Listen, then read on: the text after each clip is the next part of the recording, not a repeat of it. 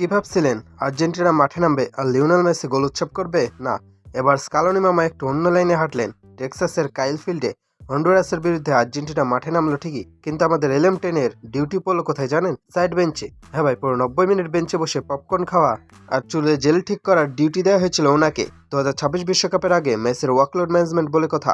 মানে বুড়ো হারকে একটু রেস্ট না দিলে তো আবার বিশ্বকাপে ম্যাজিক দেখাবে কে?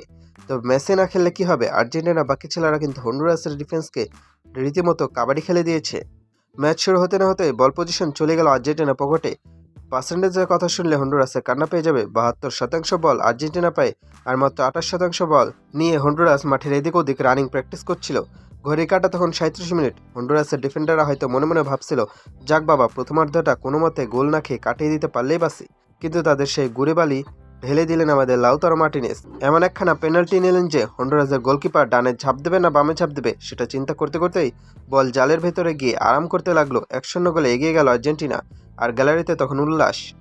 বিরতির পর হন্ডুরাস ভাবলো, এবার আমরাও একটু কামড় দেবো। কিন্তু ভাই, কামড় দেওয়া তো দূরের কথা, আর্জেন্টিনার ডিফেন্সের সামনে গিয়ে তারা দাঁত ফোটানোর সুযোগই পেল না। উল্টো ম্যাচের 54তম মিনিটে তরুণ ফরওয়ার্ড গিলিয়ানো সিমিওনে এসে বললেন, ভাই আপনারা একটু সরেন, আমি লাইমলাইটটা নিয়ে নিই। ব্যাস, চমৎকার এক ফিনিশিংয়ে ব্যবধান হয়ে গেল 2-0। হন্ডুরাসের প্লেয়াররা তখন একে অপরের মুখের দিকে তাকায় ভাবছিল, আচ্ছা আমরা কি আসলে ফুটবল খেলছি, নাকি আর্জেন্টিনা আমাদের রন্ডো প্র্যাকটিস করাচ্ছে? তরুণ সিমোনের এই গোলটা কিন্তু স্কালোনি মামার মুখে চওড়া হাসি এনে দিয়েছে। বিশ্বকাপের আগে পাইপলাইনে এমন ধারালো প্লেয়ার থাকা মানে তো প্রতিপক্ষের রাতের ঘুম হারাম। চলুন এবার একটু ম্যাচের পোস্টমর্টম করা যাক, মানে পরিসংখ্যানের দিকে তাকানো যাক। শট নেওয়ার প্রতিযোগিতা, আর্জেন্টিনা শট মেরেছে 12টি, যার মধ্যে 6টাই ছিল অন টার্গেট। আর হন্ডুরাস পুরো ম্যাচে মাত্র 4বার শট নেওয়ার সাহস করতে পেরেছে, যার মধ্যে গোলকিপার পর্যন্ত পৌঁছাতে পেরেছে মাত্র একটা। সেই একটাও শটও আর্জেন্টিনার গোলকিপার হাই তুলতে তুলতে ধরে ফেলছে। আর্জেন্টিনা কর্নার পেয়েছে 8টি, মানে প্রতিপক্ষ ডিবক্সের ভেতরে আর্জেন্টিনার প্লেয়াররা তাবু খাটিয়ে বসেছিল। সেখানে হন্ডুরাস কোনো মতে 2টা কর্নার পেয়ে খুশি।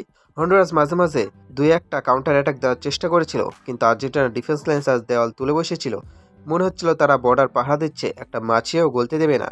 তো শেষমেশে কি দাঁড়ালো? মেসিকে 1 সেকেন্ডের জন্য মাঠে না নামিয়ে ঘাম না ঝরিয়ে আর্জেন্টিনা 2-0 গোলে ম্যাচটা পকেটে পড়ে নিল। এটাকে বলে রাজকীয় প্রস্তুতি। 2026 বিশ্বকাপে ট্রফিটা ধরে রাখার মিশন যে স্কালোনি বেশ সিরিয়াসলি নিয়েছেন, সেটাই ম্যাচে প্রমাণ হয়ে গেল। মেসি বেঞ্চে বসে দলের জয় দেখে মুসকে মুসকে হাসছিলেন, হয়তো ভাবছিলেন, বাহ, আমি না খেললেও তো ছেলেরা ভালোই বাজ দিতে পারে। আপনার কি মনে হয় মেসিকে ছাড়া আর্জেন্টিনার পারফরমেন্স কেমন লাগলো? আর্জেন্টিনা কি শিরোপা টিকিয়ে রাখতে পারবে?